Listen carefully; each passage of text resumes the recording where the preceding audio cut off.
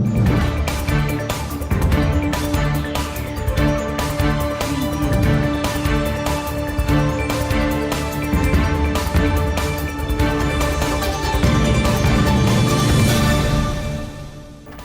علیکم، capital 51 news کے ساتھ میں ہوں راجہ ولید افراز اور میں ہوں عفیفہ مریم۔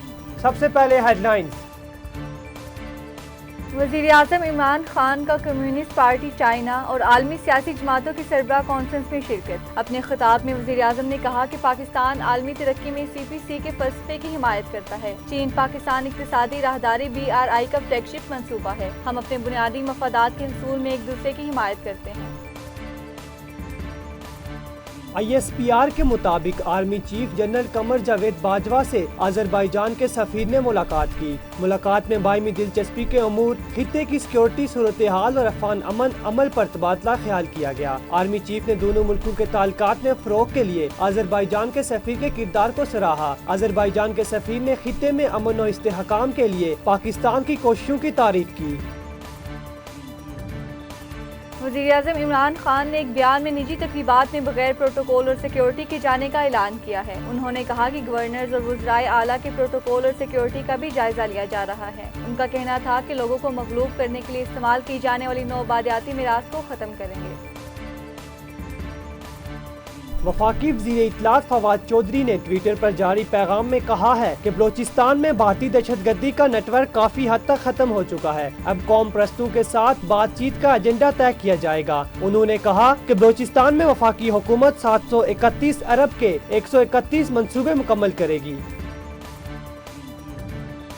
وزارت نیشنل ہیلتھ سروسز کے اعلامیہ کے مطابق مئی کے آخر اور جون 2021 کے شروع میں کرونا وائرس کی قابل تشویش اقسام پائی گئی ہیں، جن میں ڈیلٹا بھارتی، بیٹا جنوبی افریقہ اور الفا برطانیہ شامل ہیں۔ اعلامیہ کے مطابق کرونا کی مختلف اقسام اور ان کے کیسز کے اعداد و شمار NIH سمیت متعلقہ قومی اداروں کے ساتھ شیئر کر دیے گئے ہیں۔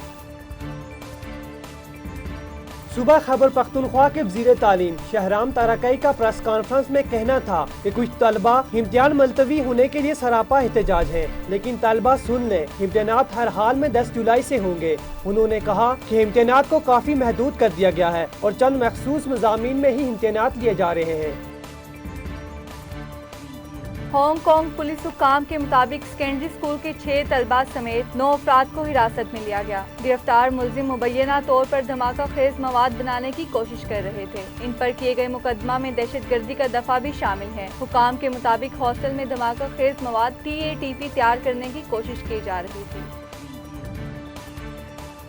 وزیر اعظم عمران خان نے عید قربان سے قبل ملازمین کو تنخواہیں جاری کرنے کی ہدایت دے دی ہے۔ وزیر اعظم آفس کے مطابق سرکاری ملازمین کو 16 جولائی تک تنخواہیں جاری کی جائیں گی۔ اس حوالے سے نوٹیفیکیشن بھی جاری کر دیا گیا ہے۔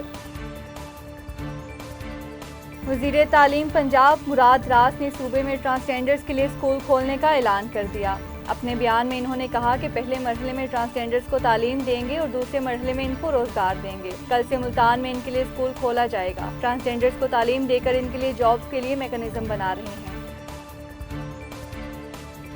وزارت داخلہ کے مطابق افغانستان میں پھنسے 4000 پاکستانیوں کی واپسی کے حوالے سے طریقہ کار وضع کر دیا گیا ہے۔ نوٹیفیکیشن کے مطابق پاکستان آمد پر ویکسین شدہ افراد کو اپنے اضلاع جانے کی اجازت ہوگی، جبکہ غیر ویکسین یا جزوی ویکسین شدہ افراد کے لیے 10 روز کا قرنطینہ لازمی ہوگا۔ مزید خبروں اور اپڈیٹس کے لیے دیکھتے رہیے کیپٹل 51 نیوز۔